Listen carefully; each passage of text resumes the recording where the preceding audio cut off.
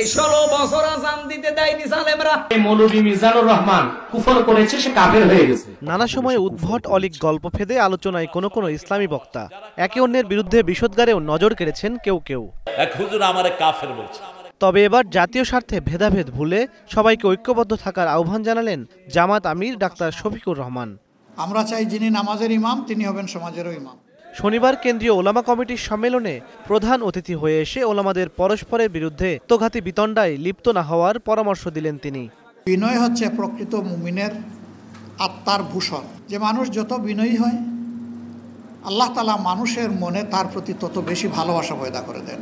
উলামায়ে কেরামের মধ্যে জাতি একটা ইস্পাত কঠিন ওয়াক্য দেখতে চায়।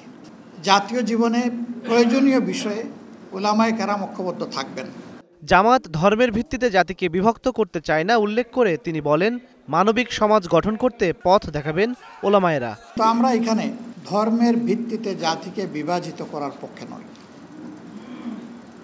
আমরা একটা ঐক্যবদ্ধ জাতি দেখতে চাই। যখন কোনো জাতি সংকটে পড়ে তখন সেই জাতিকে ওই জাতির আলেম বা শিক্ষিত লোকদের দায়িত্ব হচ্ছে তারা পথ দেখাবেন।